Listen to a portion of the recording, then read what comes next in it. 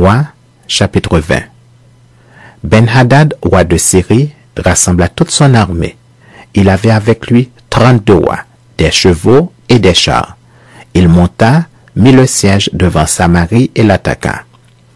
Il envoya dans la ville des messagers à Akab, roi d'Israël, et lui fit dire: Ainsi parle Ben-Hadad, ton argent et ton or sont à moi. Tes femmes et tes plus beaux enfants sont à moi. Le roi d'Israël répondit: Roi mon Seigneur, comme tu le dis, je suis à toi avec tout ce que j'ai. Les messagers retournèrent et dirent: Ainsi parle Ben-Hadad, je t'ai fait dire, tu me livreras ton argent et ton or, tes femmes et tes enfants.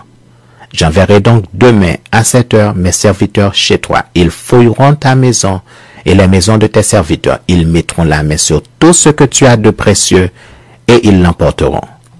Le roi d'Israël appela tous les anciens du pays et il dit: Sentez bien et comprenez que cet homme nous veut du mal, car il m'a envoyé demander mes femmes et mes enfants, mon argent et mon or, et je ne lui avais pas refusé. Tous les anciens et tout le peuple dirent à Akab: Ne l'écoute pas et ne consens pas. Et il dit au messager de Ben-Hadad: Dis à mon seigneur le roi, je ferai tout ce que tu as envoyé demander à ton serviteur la première fois.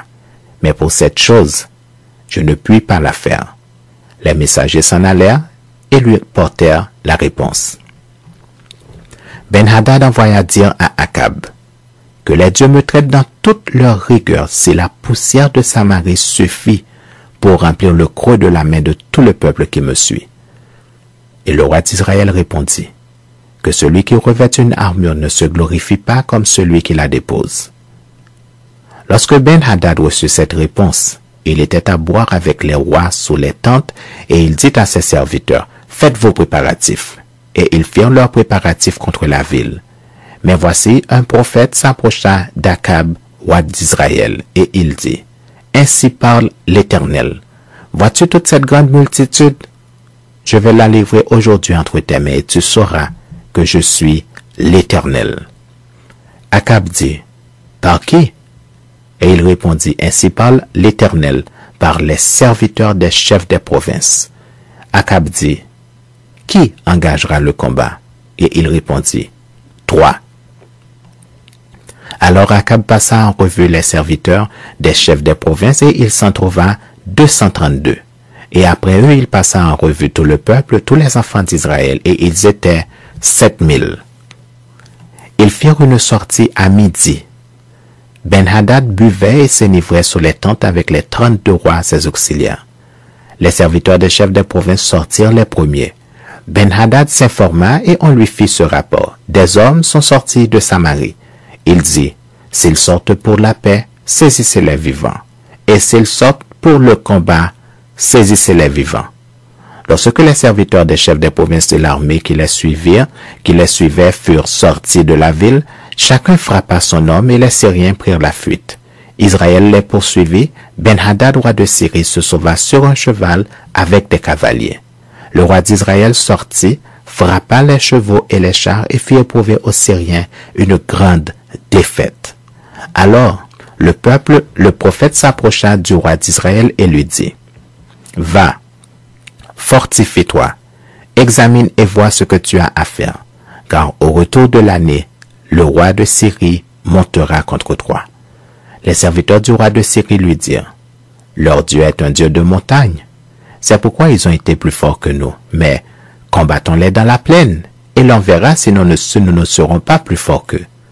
Fais encore ceci: ôte chacun des rois de son poste et remplace-les par des chefs, et forme-toi une armée pareille à celle que tu as perdue, avec autant de chevaux et autant de chars. Puis nous les combattrons dans la plaine, et l'on verra si nous ne serons pas plus forts qu'eux. Il les écouta et fit ainsi. L'année suivante, Ben-Hadad passa les Syriens en revue et monta vers Aphek pour combattre Israël. Les enfants d'Israël furent aussi passés en revue. Ils reçurent des vivres et ils marchèrent à la rencontre des Syriens. Ils campèrent vis-à-vis d'eux, semblables à 2 petits troupeaux de chèvres, tandis que les Syriens remplissaient le pays. L'homme de Dieu s'approcha et dit au roi d'Israël: Ainsi parle l'Éternel. Parce que les Syriens ont dit l'Éternel est un Dieu des montagnes et non un Dieu des vallées, je livrerai toute cette grande multitude entre tes mains et vous saurez que je suis l'Éternel. Ils campèrent 7 jours en face les uns des autres. Le 7e jour, le combat s'engagea et les enfants d'Israël tuèrent aux Syriens 100 000 hommes de pied en un jour. Le reste s'enfuit à la ville d'Aphek et la muraille tomba sur 27 000 hommes qui restaient. Ben-Hadad s'était réfugié dans la ville où il allait de chambre en chambre. Ses serviteurs lui dirent, « Voici, nous avons appris que les rois de la maison d'Israël sont des rois miséricordieux. Mais allons mettre des sacs sur nos reins et des cordes à nos têtes, et nous sortirons vers le roi d'Israël. Peut-être qu'il te laissera la vie. » Ils se mirent des sacs autour des reins et des cordes autour de la tête, et ils allèrent auprès du roi d'Israël. Ils dirent, « Ton serviteur Ben-Hadad dit, laisse-moi la vie. » Akab répondit, « Est-il encore vivant?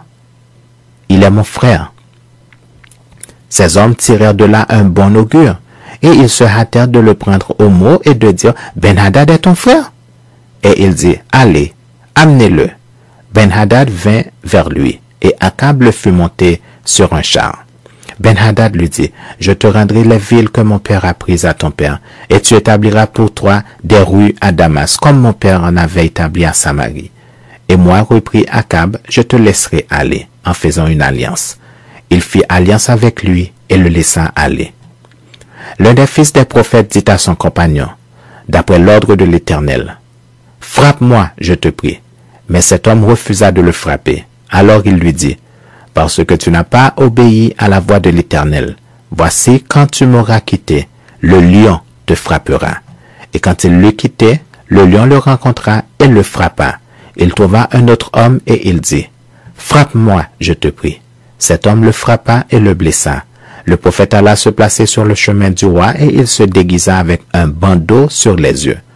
Lorsque le roi passa, il cria vers lui et dit, « Ton serviteur était au milieu du combat, et voici un homme s'approche et m'amène un homme en disant, « Garde cet homme, s'il vient à manquer, ta vie répondra de sa vie, ou tu paieras un talent d'argent. » Et pendant que ton serviteur agissait ça et là, l'homme a disparu. Le roi d'Israël lui dit, « C'est là ton jugement, tu l'as prononcé toi-même. » Aussitôt le prophète ôta le bandeau de dessus ses yeux, et le roi d'Israël le reconnut pour l'un des prophètes. Il dit alors au roi, « Ainsi parle l'Éternel, parce que tu as laissé échapper de tes mains l'homme que j'avais dévoué par interdit, ta vie répondra de sa vie, et ton peuple de son peuple. » Le roi d'Israël s'en alla chez lui, triste et irrité, et il arriva à Samarie.